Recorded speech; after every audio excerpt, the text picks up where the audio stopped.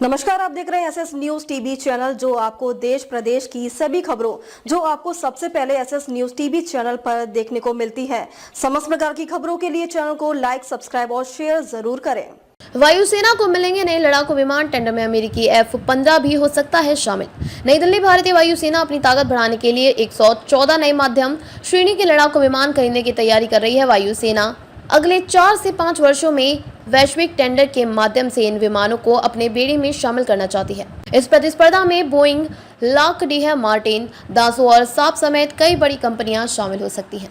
वैश्विक निविदा का हिस्सा बनने वाले विमानों में Rafale Gripen, Eurofighter typhoon, MiG-31 और अमेरिका F-16, F-15 विमान शामिल हैं।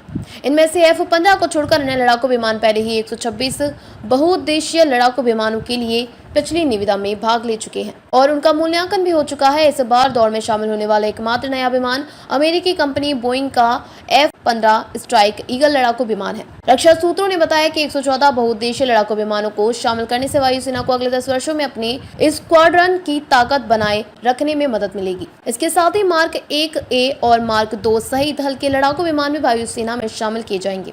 रक्षा सचिव राजेश कुमार सिंह की अध्यक्षता वाली उच्च स्तरीय समिति ने हाल ही में रक्षा मंत्री राजनाथ सिंह को अपनी रिपोर्ट सौंपी और वायुसेना को अपनी लड़ाकू क्षमताओं को बढ़ाने में मदद करने के लिए 114 बहुउद्देशीय लड़ाकू विमान प्राप्त करने की जरूरत जताई। सूत्रों ने बताया कि वायुसेना वर्ष 2037 तक लड़ाकू विमानों के 10 स्क्वाड्रनों को रिटायर करेगी। वायुसेना वर्ष 2047 तक 60 लड़ाकू विमान स्क्वाड्रन क्षमता हासिल करना चाहती है। उसका मानना है कि अगले 5 से 10 वर्षों में लड़ाकू विमानों के बेड़े में शामिल होने से 2 मार्चों पर युद्ध से निपटने की क्षमता और बढ़ेगी।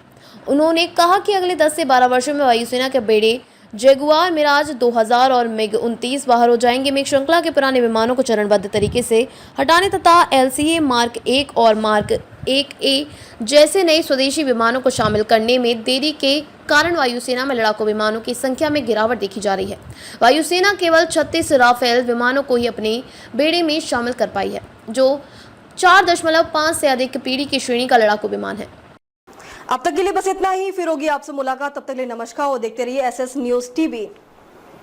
ऐसे ही लेटेस्ट अपडेट पाने के लिए हमारे चैनल को सब्सक्राइब करें और तुरंत नोटिफिकेशन पाने के लिए बेल आइकन प्रेस करना ना भूलें। यदि आप हमें फेसबुक या इंस्टाग्राम के माध्यम से देख रहे हैं तो हमारे पेज को फॉलो जरूर करें। धन्यवाद।